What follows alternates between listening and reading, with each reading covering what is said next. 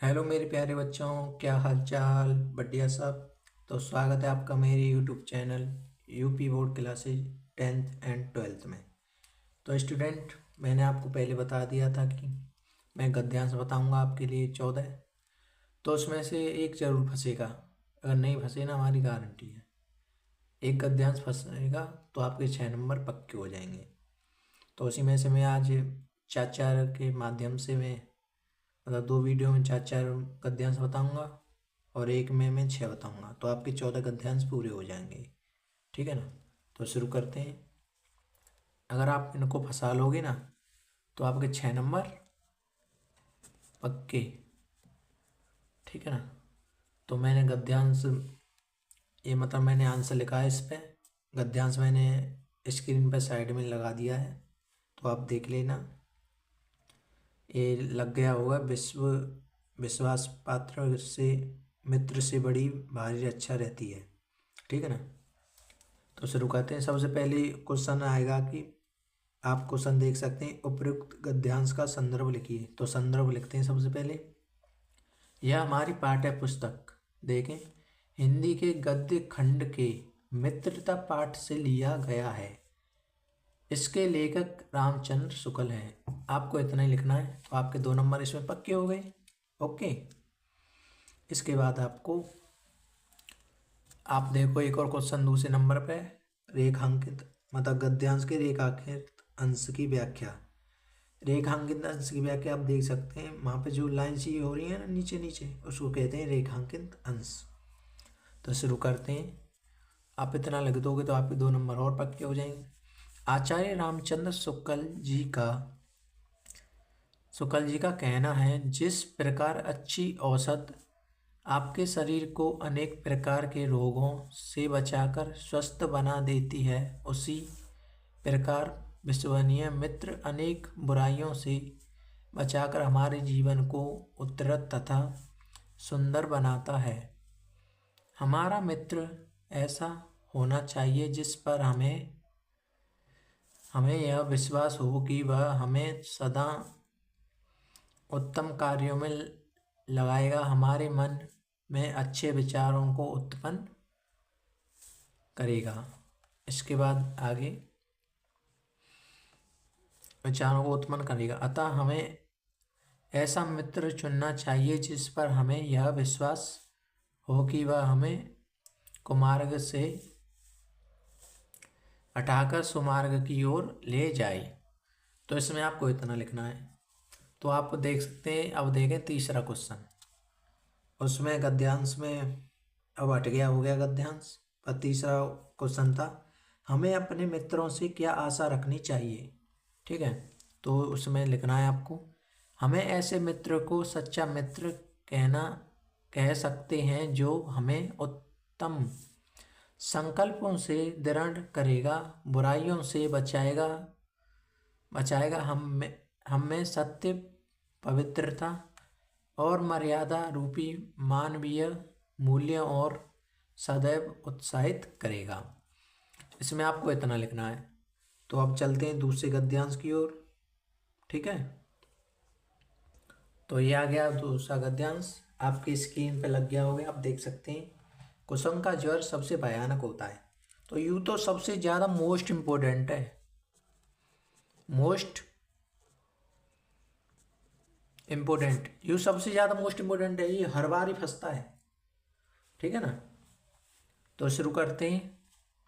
पहला क्वेश्चन आप देख सकते हैं, उपयुक्त गद्यांश का संदर्भ लिखिए। ओके। तो संदर्भ लिखना है ऐसे, जैसे आपने पहले में ना लिखा ऐसे ही लिखना है, फिर भी मैंने एक बार लिख दिया है। प्रस्तुत गद्यांश हमारी पाठ्य पुस्तक हिंदी के गद्य खंड से मित्रता पाठ से अवतरित है। इसके लेखक रामचंद्र शुक्ल हैं। ठीक है।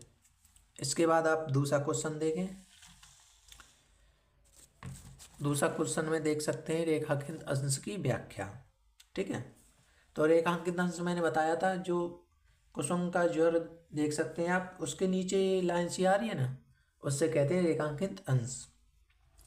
तो रेखांकित अंश में लिखना है, लेखक का कथन है कि जब हम अपने घर से बाहर निकलते हैं, तो देखो, अगर मतलब कि हमारा टीचर चेक करेगा ना जब कॉपी, तो आपको मतलब ये पूरा कबू नहीं, मतलब कि रेखांकित अंश की व्याख्या पूरी याद नहीं हो रही तो 4 लाइन याद कर लेना, बीच में कुछ भी लिख देना, फिर नीचे फिर 4 लाइन वो उनको याद कर लेना। ऐसे याद करनी है आपको, कहीं आप पूरी को करने लग जाए, क्योंकि पूरी तो होंगी नहीं, क्योंकि बहुत सारा सिलेबस है। तो जब बता रहा हूँ सरल तरीका, कहाँ तक हो गया था, निकलते हैं। तब हम सामाजिक जीवन में प्रवेश करते हैं, उस समय उसका स्वभाव कच्ची मिट्टी के समान होता है। मिट्टी की मूर्ति जब तक आग में बाला जा सकता, उबाला कर लेना, हाँ कुछ भी कर देना, ठीक है ना, जा सकता, उस समय हम उस पर अच्छी बातों का प्रभाव पड़ गया तो हम देवताओं के समान घृणित और नीच भी हो सकता है। इसका कारण यह है कि, सॉरी मैं ऊपर कर देता हूँ हल्का सा। इसका कारण यह है कि समान ग्रहण करता है, यह है कि वे अपने बात जो चाहे अच्छी हो या बुरी, हमसे कहाँ पे आगे, हमसे बिना विरोध के मानवा लेंगे। बुरी दोनों बातों का समर्थ करने वाले व्यक्ति सच्चे मित्र नहीं हो सकते हैं। अब आप तीसरा क्वेश्चन देख सकते हैं, पर अब ये हट गया हो गया, मतलब हट गया होगा वो, और क्योंकि नेक्स्ट देर में सिर्फ 10 सेकंड रखते हैं हम, आप स्क्रीनशॉट ले लेकर आए, ठीक है। तो तीसरा क्वेश्चन देखेंगे, क्वेश्चन का मनुष्य के जीवन पर क्या प्रभाव पड़ता है। तो देखें, जल्दी करना पड़ेगा हमको हल्का सा, क्योंकि वीडियो ज़्यादा लंबी हो जाएगी। क्वेश्चन का प्रभाव बहुत भयानक होता है, यह मनुष्य की नैतिकता और अच्छे आचरण को नष्ट कर देता है। इसके साथ साथ वह उसकी बुद्धि का भी क्षय करता रहता है। तो अब हम अगले गद्यांश में चलते हैं। तो अगला वो देखें गद्यांश, तो स्क्रीन पे लग गया हो गया, सिर्फ ये 5-6 सेकंड रहेगा, आप स्क्रीनशॉट ले लेना, ठीक है। तो यह कोई बात नहीं है कि ये गद्यांश है।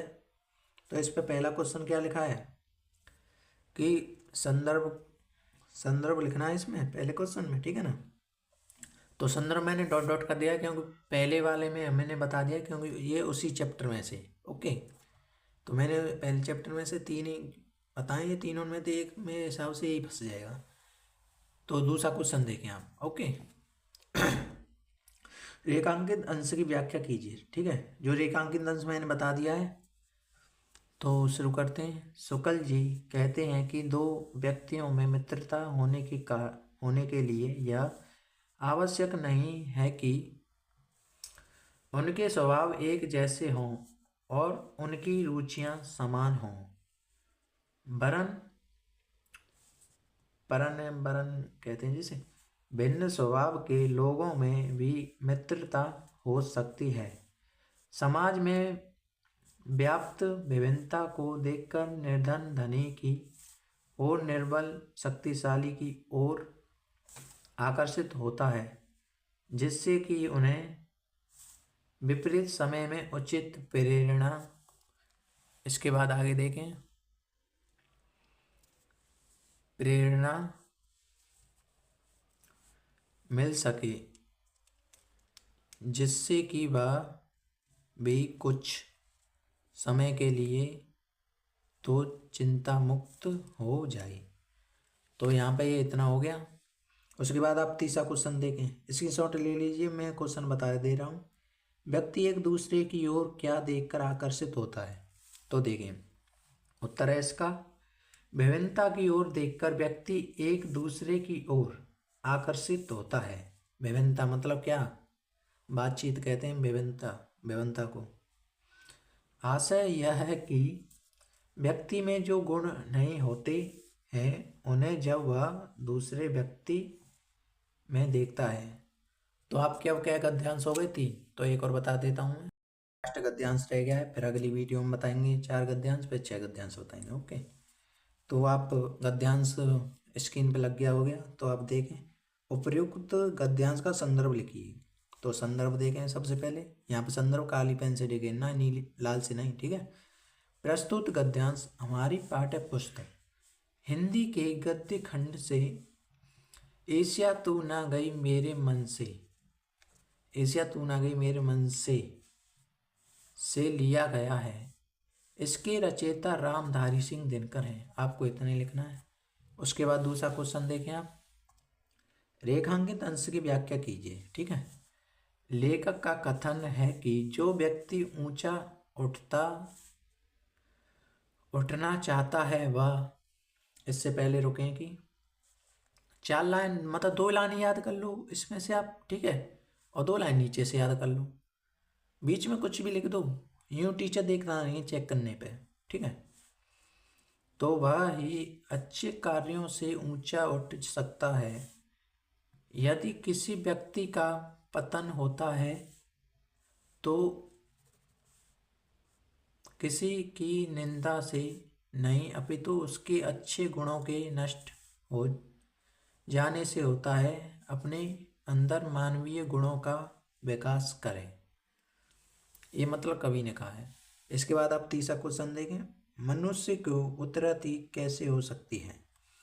तो प्रस्तुत गद्यांश में से, ये तीसरा क्वेश्चन है, प्रस्तुत गद्यांश में से में लेखक का कहना है कि अपने अंतर गुणों का विकास करके ही उचित उत्तरतय, ठीक है, कर सकता है। निंदा से दूसरे को गिराकर नहीं हो सकता, ठीक है।